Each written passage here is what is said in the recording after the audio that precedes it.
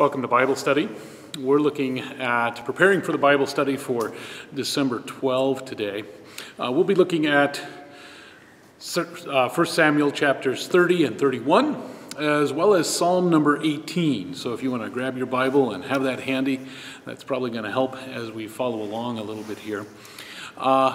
Just to catch us up a little bit to where we are at this point, David, in his long-running contention with Saul, has fled from Israel and had taken up with the Philistines for a while. Now, this was kind of we noted, a delicate situation for both the Deuteronomic history and for David himself, because the Philistines were historically the enemies of the Israelites. They were the bad guys. And so the history is very clear to show us that David is, in fact, acting as something of a double agent. He tells the king one thing, but then goes out and does something differently that is in the benefit of and to the blessing of the nation of Israel all the time.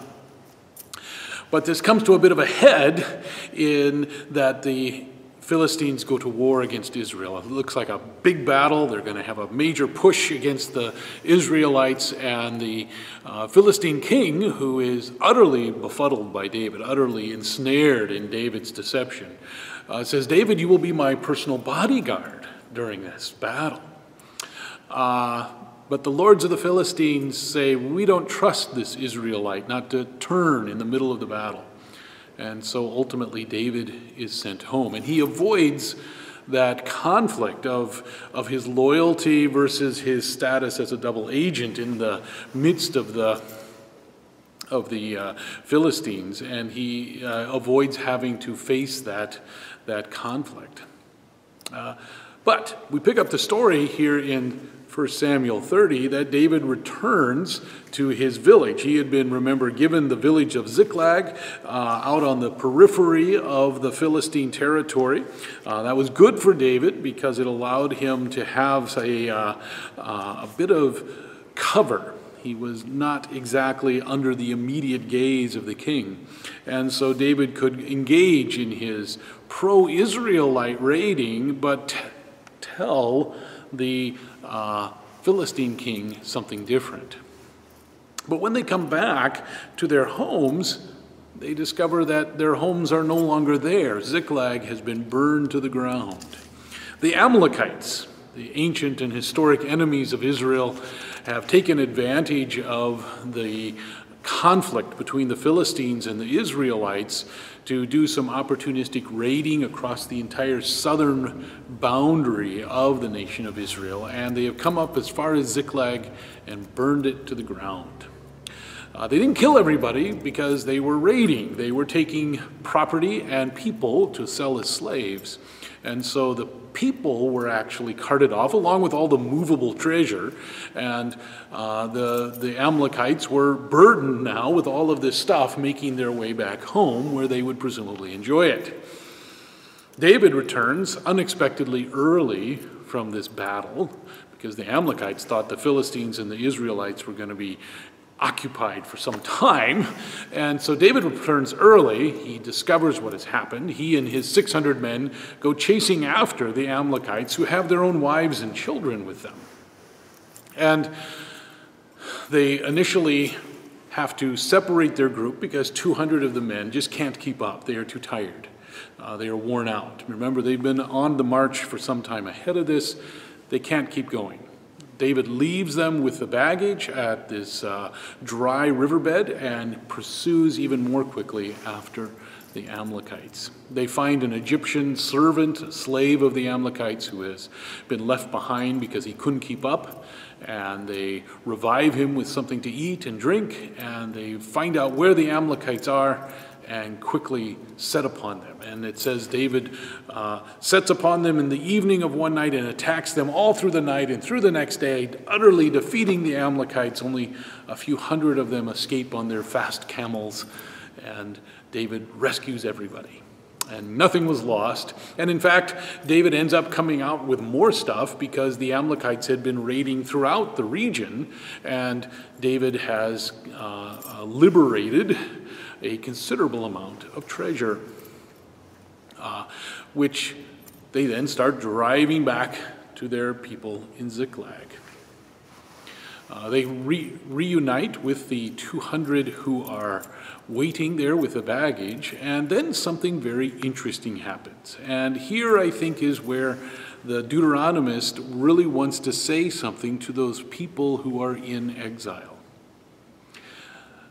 When he gets there, it says, I love the phrase that they use to describe them, that when they came out to meet David, the 200, the corrupt and worthless fellows who were among David's crew. Remember, David has been collecting around him this sort of band of thieves that have been the disenfranchised from the nation of Israel.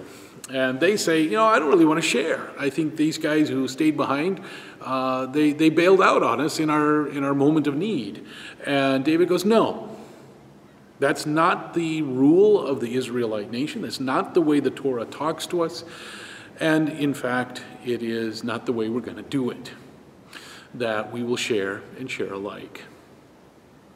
Now, I think this is really important for those exiled people, because one of the things that being in an oppressed minority can do to you is really break down the bounds of the boundaries and the bonds which tie together your community. And David doesn't do that.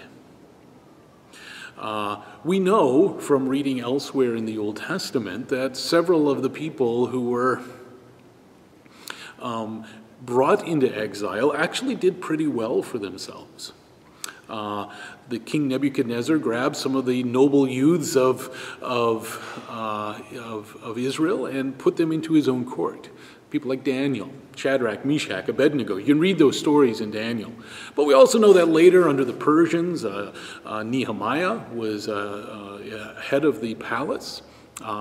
Queen Esther becomes the queen of Persia.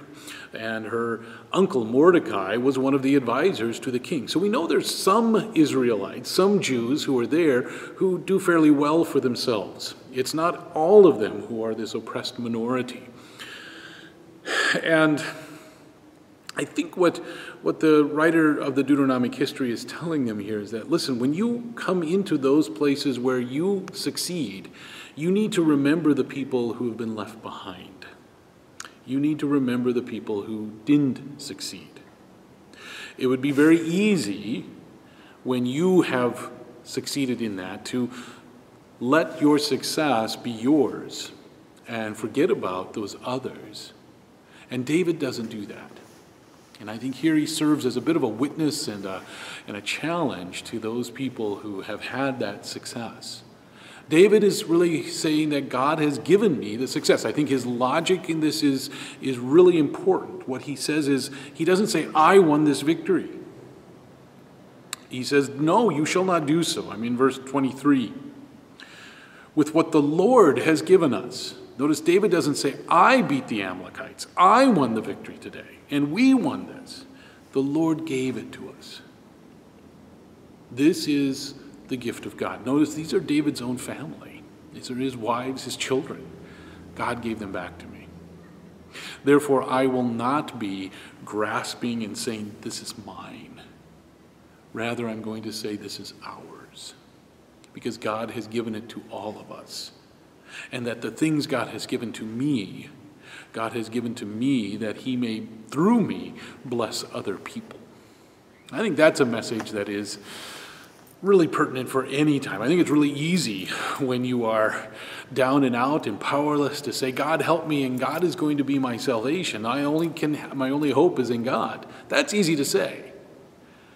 It's harder when you have arrived and you are successful and you have had these good times to say these two are from God. And that means that isn't really mine, that this really belongs to everybody.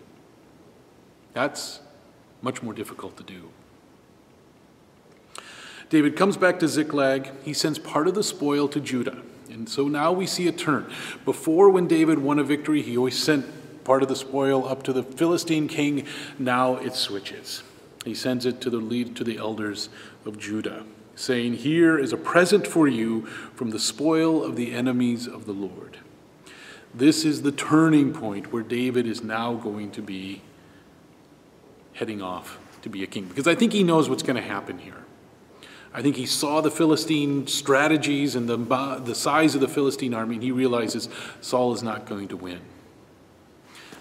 The witch of Endor has told this to Saul. Saul knows this. He comes into the battle dispirited, and in fact, it doesn't go well. If we read in chapter 31, it's fairly a brief chapter. Saul is in the battle. The Philistines surround them at Mount Gilboa. Saul's sons die around him.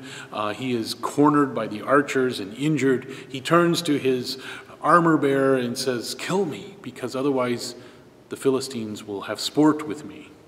And the armor bearer won't do it. Saul ends up taking his own life, and his armor bearer does as well. The Philistines, in fact, do what Saul was afraid of. They mutilate his body. They display it. They do terrible things. And again, however, we see this moment of community in much the same way that David does. But this time it is the residents of Ramoth Gilead, which is a town down in southern Israel. They, at risk to themselves, go in and sneak the body of Saul off of the wall where it had been hung, and they take it to Jabesh Gilead, and there they bury it. And they do what is right. Again, the community is coming out for the sake of even Saul. Even Saul gets that.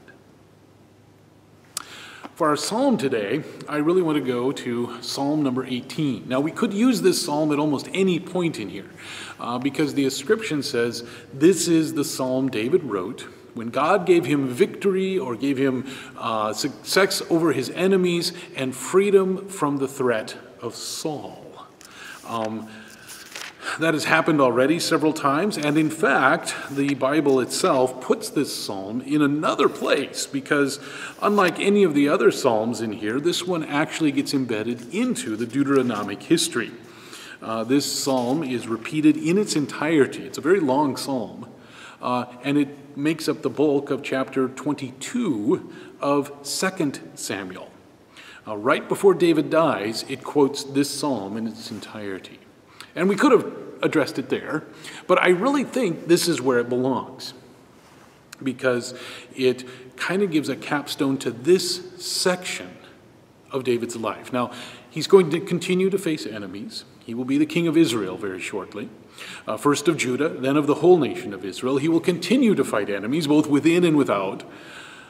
But on this day, as Saul has died in battle, and as David has defeated the Amalekites, it seems like this is the day to sing this song. And it's got a number of allusions in here. We're not going to read the whole thing. It's actually 50 verses long. I would encourage you to, in preparation for Sunday, just read it slowly and try and find in it all of the verses in here that resonate maybe with another part of the Bible that you have heard or seen. Because this is one of the most important Psalms that David writes. It gets quoted all over the place. At several points, Paul quotes it, and other places in the Bible use this. And it is itself alluding to other parts of Scripture. So it's really woven kind of into the heart of the narrative of the whole Old Testament, that salvation history that is so important, of which Jesus is the climax. So a couple of the things I want to point to. Notice David's language here. The Lord is my rock. He is my strength, my fortress, my deliverer. Have you ever heard somebody say, this is my rock? All right? They're really quoting this psalm. This is the place where that term kind of gets brought into the vocabulary of the scriptural witness. The Lord is my rock, my strength. He's my shield. He's the horn of my salvation. He is my stronghold. I called upon him. And then, I love the description. The description that David gives here again is something that shows up again and again in the biblical witness. The cords of death encompassed me. That's actually alluding back to a King James turn of the phrase that we had that was so important for it. But in literature, the cords of death encompassing me shows up again and again. So if you've read English literature, you'll find that this psalm also shows up regularly in quotation and allusion throughout English lit. The cords of Sheol entangled me, the snares of death confronted me. David was facing, in my distress, I called upon the Lord, and from his temple he heard my voice, and God comes. And David sees this sort of manifestation of God here that is, well, we don't know of any time in David's life when this actually happened. The Deuteronomic history never says this. But David is clearly alluding to other events in the history of all of God's people where these things in fact happen. He talks about the earth reeling and rocking. It sounds like an earthquake or a volcano going off because there is smoke coming up from his nostrils and devouring fire is being poured out. Glowing coals flame forth from him. He bends the heavens themselves. He comes down. He rides on a cherub. And I just want to disabuse you of a notion about cherubs right now. Ever since the really Victorian period it's become, but even earlier than that in the time of the Renaissance, a lot of artists have painted cherubs as babies with wings. And that's kind of how Valentine's Day and some Christmas things portray them. In the ancient world, no. Cherubs were terrifying creatures. They had lion bodies and man heads and eagle's wings. They were usually the guardians of temples. And we know that in the ark, in the Solomon's temple, there were these two great cherubim who had giant wings that stretched out over the ark itself. God riding on a cherub is not maybe what your image is thinking about. No, this is actually, think of more God riding on this monstrous dragon-like being, but not a serpent. This is a lion and an eagle kind of hybrid creature. He makes darkness covering around him, and out of the brightness he sends forth hailstones and coals of fire. Those are actually alluding to victories that Joshua and Moses and the earlier people of Israel had. And he's going to do that again down here where he says that God breathes and the channels of the deep are exposed and the foundations of the world are laid bare. I mean, that's kind of a description of what God did in the Exodus, especially at the crossing of the Red Sea. He reaches down from on high and he picks up me. He drives me out of the mighty waters. He delivered me from my strong enemies, from those who hate me, for they were too mighty for me. I particularly want to pay attention to this next little section. Initially, David seems to sound like, well, God is doing this because I've been good. And in a sense, you can say that, but in another sense, if you really look at what makes David a great king, it is because he always brings his sins and his own failings to God for solutions. And that's really what David is saying. He's not saying that I've been perfect, but that I have come back to the ways of the Lord when I have strayed.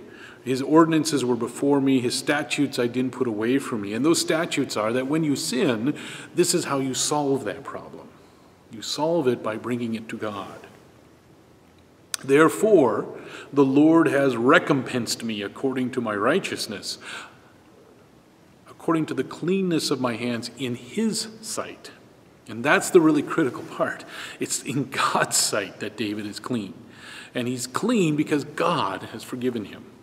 In a sense, anybody who has gone through confession and absolution, who has confessed their sins and heard Jesus forgives you, you are forgiven, can say these words with David. Then verse 25, 26, and 27. With the loyal you show yourself loyal. With the blameless you show yourself blameless. With the pure you show yourself pure. With the crooked you show yourself perverse. The word here is the word for perverse. I looked it up in the Hebrew. It's not it's a strange word. It doesn't show up very often. It seems to be almost like deceitful, or has sort of to do with violent trickery. That people will lean on God and He will turn on them. It's with this perverse leaning on God. That if you were going to manipulate God, if you were going to turn God into something that you think you control, you will find it doesn't work that way. But then verse 27, for you deliver a humble people, but the haughty eyes you bring down. Go back to the first chapters of 1 Samuel, and you will discover a song sung by Hannah. And this is the mother of Samuel. And when she is given birth to a child, she sings this very important song, and this is the main theme of it. Of course, we know this phrase from another place. If you've been coming to the Advent services, you know we sing this song called the Magnificat, in which Mary sings, the poor you have lifted up, and the rich you have sent away empty, the proud you have brought low. This theme of the reversal of the order of things is foundational to the book of Samuel, and it shows up right here in this really summative psalm of the life and the successes of King David. That this is an act of God raising up the lowly, a shepherd boy, to become the mighty king of Israel, the mightiest king ever of Israel, and of bringing down the haughty, the proud, the people who think they're something. They get a different thing from God. David goes on to sing about all the things he can do because God is with him. He can jump over a wall. He can do all of these things. He's made my feet like the deer. He has set me secure upon the heights. He has given me the shield of his salvation. He trains my hands for war so that my arms can bend a bow of bronze. I mean, it's almost superhuman strength. He pursued his enemies and overtook them and did not turn back until they were consumed. There's your Amalekites who are unsuspecting that David was soon to set down upon them. I struck them down. They were not able to rise. They fell at my feet. You girded me with strength for the battle. Notice God gives this to David. And you made my enemies turn their backs on me. They cried for help, but there was no one to save them. You delivered me from strife with the peoples. You made me head of the nations. A people of whom I had not known served me. Now we're looking ahead to where David is going. As we continue through now the stories of 2 Samuel, we'll see David rise to the throne of Israel and become what is the greatest king that the people of God in the ancient world ever experienced. I hope and pray that we get to see you on Sunday. If you can make it for Bible study, you're welcome to come. God bless you this week. Have a blessed Advent. Bye-bye.